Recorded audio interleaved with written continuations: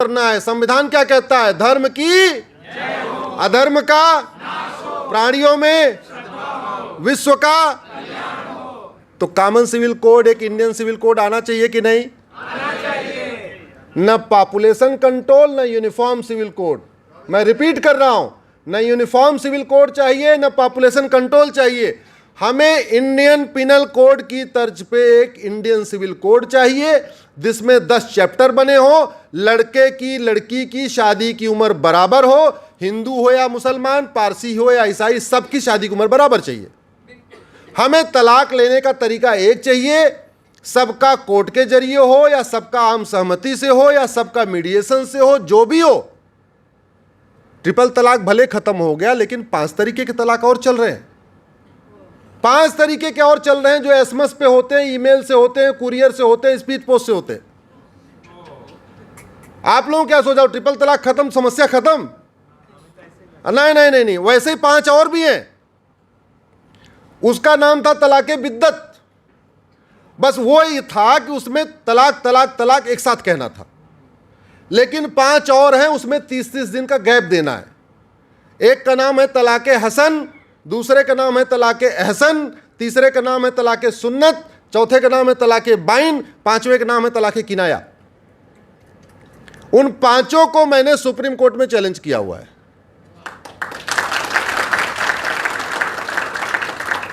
क्योंकि मैंने कहा जब तक अधर्म का नाश नहीं करेंगे तब तक धर्म की जय।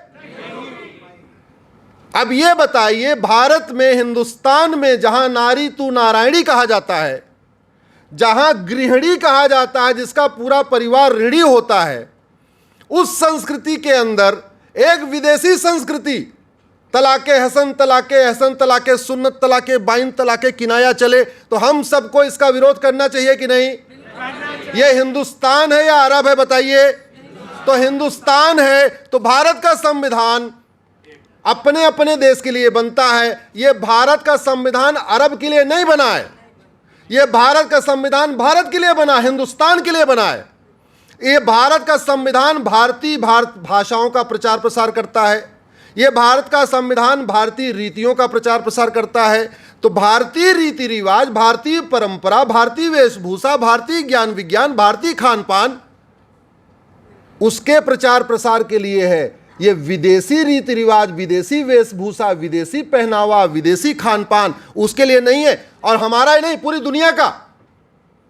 अमेरिका का संविधान अमेरिका के रीति रिवाज के प्रचार प्रसार के लिए है।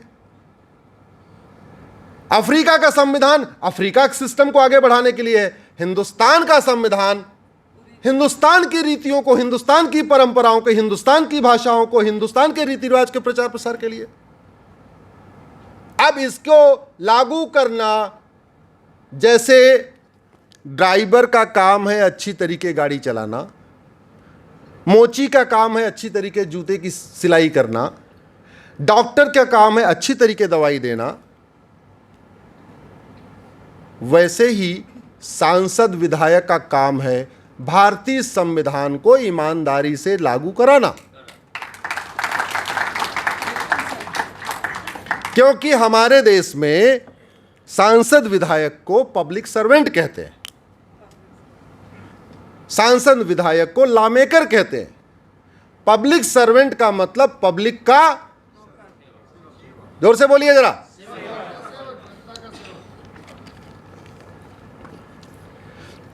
और ये काम केवल सांसद विधायक का नहीं है, ये काम सभी पब्लिक सर्वेंट का है। जज भी पब्लिक सर्वेंट होते हैं, ध्यान से समझिए। जज भी क्या है? और बहुत चर्चा नहीं होती खास तौर पे, हाई कोर्ट में, भारत में 25 हाई कोर्ट है। हाई कोर्ट के जजेस की कुर्सियों पे लिखा रहता है सत्यमेव जयते। सुप्रीम कोर्ट के जजेस की कुर्सियों पे लिखा रहता है यतो धर्मस् ततो जय। इसका मतलब धर्म की जय हो, यह सत्य से भी ऊपर है। क्योंकि हाई कोर्ट थोड़ा नीचे की कोर्ट है, सुप्रीम कोर्ट सर्वोच्च कोर्ट है, सर्वोच्च अदालत है, सर्वोच्च न्यायालय है। तो सर्वोच्च न्यायालय में क्या लिखा है? यतो धर्मस् ततो जोर से बोलिए जरा। यतो धर्मस्ततो, जहां धर्म हो वहां जय होनी चाहिए। इसका मतलब जहां अधर्म हो वहां उसका नाश होना चाहिए। यानी सुप्रीम कोर्ट के जजेस की भी यह ड्यूटी है कि वो धर्म की जय करे और अधर्म का नाश करे। इसलिए कई बार जो उनको एक पावर दी गई है आर्टिकल 142 में, जहां धर्म की जय करना हो वो उसके लिए अपनी विशेष जो उनको शक्तियां मिली हैं संविधान में उसको यूज करें और धर्म की जय सुनिश्चित करें। जो उनको संविधान आर्टिकल 142 में शक्तियां दी हुई हैं उसको उपयोग करें और अधर्म का नाश करें। तो विधायिका का कार्य भी राम राज्य की स्थापना है, कार्यपालिका की काम भी राज्य राम राज्य की स्थापना है, न्यायपालिका का काम भी राम राज्य की स्थापना है, और मीडिया का काम भी राम राज्य की, और आम जनता का काम भी राम राज्य की स्थापना है। चार स्तंभ हो गए, पांचवा जनता हो गई। विधायिका, कार्यपालिका, न्यायपालिका, मीडिया और पांचवा हम जनता। हम सब लोगों का एक ही लक्ष्य होना चाहिए, राम राज्य की। इसलिए मैं बार बार, लोग कहते हैं ये सरकार का काम है, ये इसका काम है। मैंने 150 PIL सुप्रीम कोर्ट में फाइल कर दिया और मैंने ये सोच के फाइल किया, मैंने भगवत गीता में जो कहा गया है ना, कर्मण्डे वाधिकारस्ते मा फलेषु, इसलिए मैं फल पे नहीं चिंता करता सुप्रीम कोर्ट एडमिट करेगा कि नहीं करेगा, जो वो सुप्रीम कोर्ट की ड्यूटी है। ये सुप्रीम कोर्ट के जजेस को अपना देखना है कि जो विषय मैं ला रहा हूं उससे धर्म की जय होगी कि नहीं, जो मैं PIL कर रहा हूं उससे अधर्म का नाश होगा कि नहीं, जो मैं PIL कर रहा हूं उससे प्राणियों में सद्भावना बढ़ेगी कि नहीं। अगर मेरी PIL धर्म की जय, अधर्म के नाश, प्राणियों में सद्भावना और विश्व के कल्याण के लिए है, तो सुप्रीम कोर्ट को एडमिट करना और जरूरत पड़ने पे अपनी शक्तियों, जो विशेष शक्ति है उनको मिली हुई है संविधान में, उनको एक विशेष स्पेशल पावर मिली हुई है कि जरूरत पड़ने पे वो सुओ मोटो भी ले सकते हैं। मतलब उसके लिए PIL की भी जरूरत नहीं है। और वो क्यों दी हुई है? अगर आप संविधान में सबकी शपथ है, सांसद की अलग शपथ है, विधायक की अलग शपथ है, स्टेट मिनिस्टर की अलग शपथ है, कैबिनेट मिनिस्टर की अलग शपथ है, हाई कोर्ट के जज की अलग शपथ है, सुप्रीम कोर्ट के जज अलग शपथ है।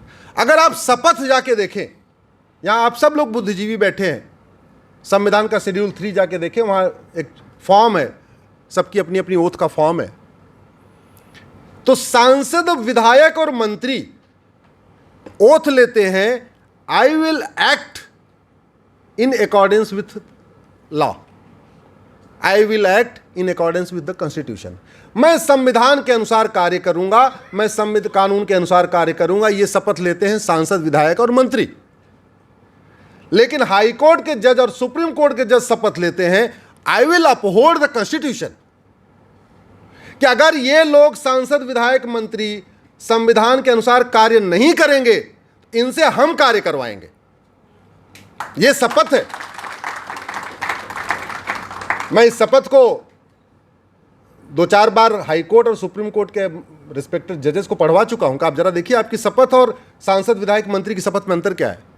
आपको यह संविधान कहता है I will uphold the constitution, कि मैं संवैधानिक भावना को अपहोल्ड करूंगा। हिंदी में मुझे शब्द नहीं समझ में आ रहा, लेकिन आप समझ रहे होंगे मैं क्या कहना चाहता हूं। अपहोल्ड करना और उसके अकॉर्डिंग काम करना, इसमें अपहोल्ड करना ऊपर है। तो इसलिए अलग अलग PIL मैं फाइल करता रहता हूं।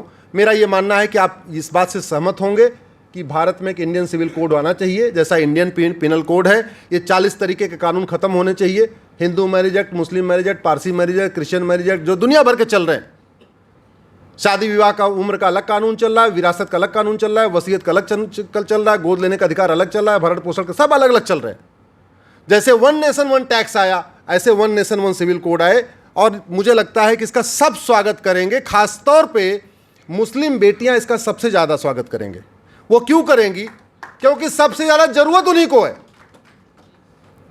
मैं एक बात स्पष्ट कर दूं, इंडियन सिविल कोड आए या ना आए, न हिंदू पुरुष के ऊपर कोई फर्क पड़ेगा, न हिंदू महिला के ऊपर कोई फर्क पड़ेगा। क्योंकि हिंदू मैरिज एक्ट अपने आप में एक तरीके से वो सबको बराबर अधिकार देता है।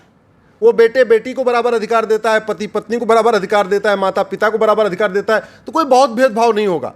इंडियन सिविल कोड आएगा तो केवल इतना हो जाएगा, जो हिंदुओं में शादी की उम्र 18 साल है, बेटियों की वो 21 हो जाएगी।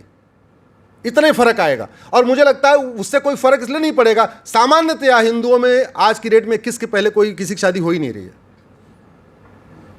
बीए, बीएससी, बीकॉम या डिप्लोमा या इंजीनियरिंग की बात करते हैं तब तक देश की सभी बेटियां 21 कर चुकी होती हैं।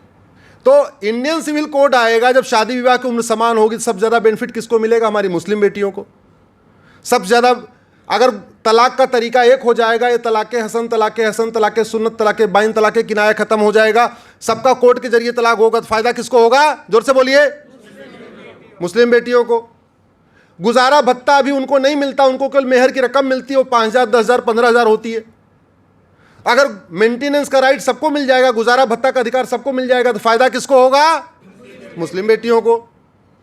अभी उनको गोद लेने का अधिकार नहीं है,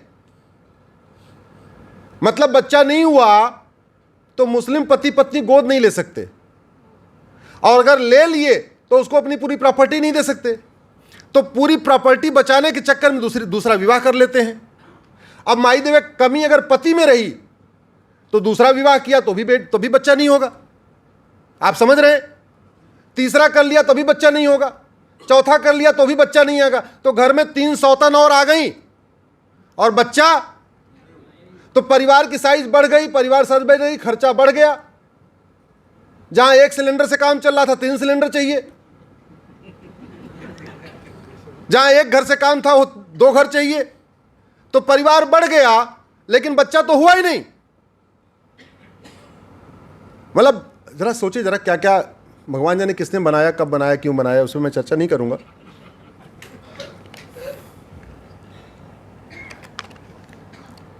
एक इंटरेस्टिंग आपको बताता हूं। हमारे मुस्लिम भाई अपने दामाद को अपनी प्रॉपर्टी नहीं दे सकते। अब मान लीजिए उनके 5 करोड़ प्रॉपर्टी है, दामाद को दे ही नहीं सकते, तो चाहिए क्या? बेटा। अब पहली पत्नी से 5 बेटियां हो गई, बेटा हुआ नहीं, प्रॉपर्टी बचाना है तो बेटा चाहिए, तो दूसरी निकाह कर लिया। अब बेटा होगा कि बेटी, ये किस पे डिपेंड करता है? जरा जोर से बोलिए। लगता है कुछ लोगों को पता नहीं है। अरे भैया, ये पति पे डिपेंड करता है, ये पत्नी पे डिपेंड नहीं करता। बेटा होगा कि बेटी, ये पत्नी पे नहीं बल्कि पति पे डिपेंड करता है। तो अगली पत्नी से 5 बेटी और हो गई, बेटा हुआ ही नहीं। अगली से भी 5 और हो गई, बेटा हुआ ही नहीं। चौथी से भी 5 और हो गई, बेटा हुआ ही नहीं। 20 बेटियां हो गई। लाओ मोदी जी, गरीबी बढ़ गई, अब हमें 2।